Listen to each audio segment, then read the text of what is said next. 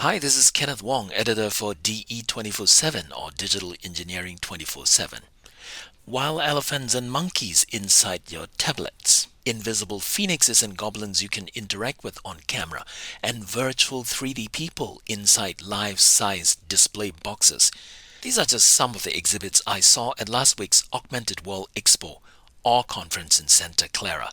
So come along, I'll give you a tour of the exhibits on the floor. Tilt 5, which started off as a successful Kickstarter game idea in 2020, is now shipping its game kit called XE.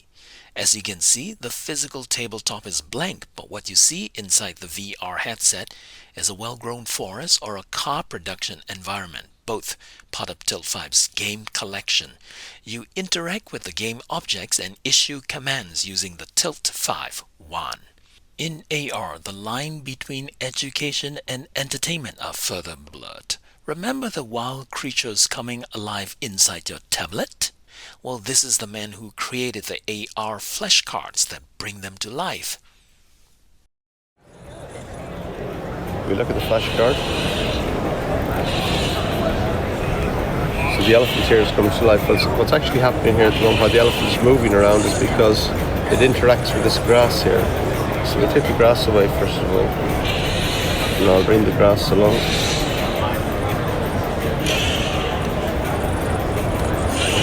Meanwhile, the monkey has popped up here, and the monkey, surprisingly, so we won't tease him too much and leave the... So we use Unity as game engine here, and we use image recognition software so that the camera recognizes the cards. So we inject the card first into the application. So when you scan the card, it knows, for example, that particular image is a monkey, and the monkey comes to life. The particular image is the elephant. Then we'll have interaction between cards with different activities happening. One trending topic at the show is Metaverse. So how might you look inside the Metaverse? With the technology from Holotch, your Metaverse avatar might look exactly like you. Okay, so the product name is Holotch, and Holotch we can do. We use iPhone to capture his volumetric video image and process it inside of iPhone and stream it to the Meta Quest, so that people can see his hologram data, volumetric data inside of the headset.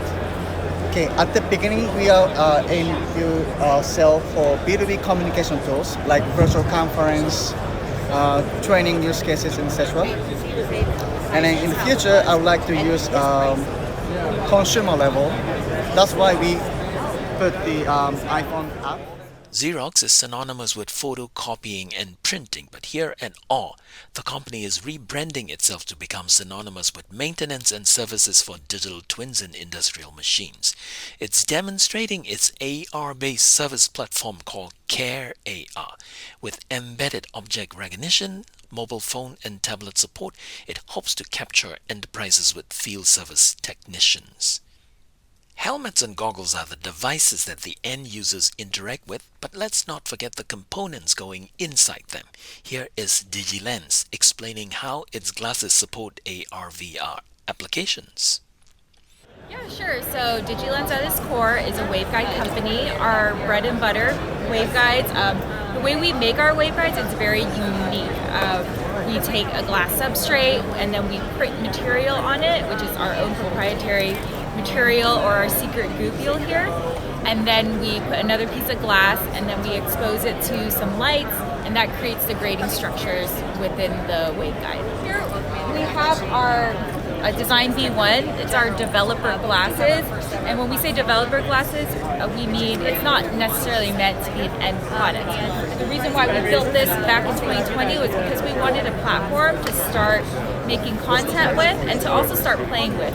So because we have sensors in there, 6-stop, and it's also an all-in-one system.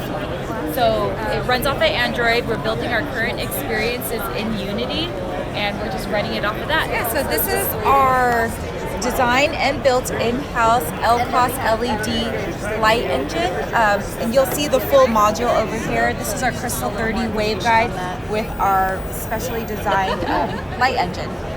And the reason why we decided to design our own light engine was because our product team spent a lot of time looking for the right projector for our next gen smart glasses.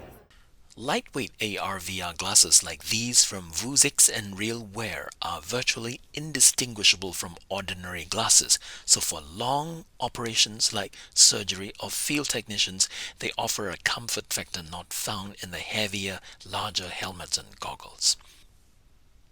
Inside the AR playground with more demos, people can't seem to get enough of the driving simulators like these. One of the showstoppers is Weplay, a company from Ukraine that lets you pick a virtual monster or a beast like a unicorn or a phoenix and interact with it on camera and capture the footage. That's it for a report from AR 2022. For more engineering related news, visit our website at Digital Engineering 24/7. That's digitalengineering247.com. Follow us on Twitter at DE Editor and subscribe to our YouTube channel at DE Streaming. Until next time, I'm Kenneth Wong for DE 24/7.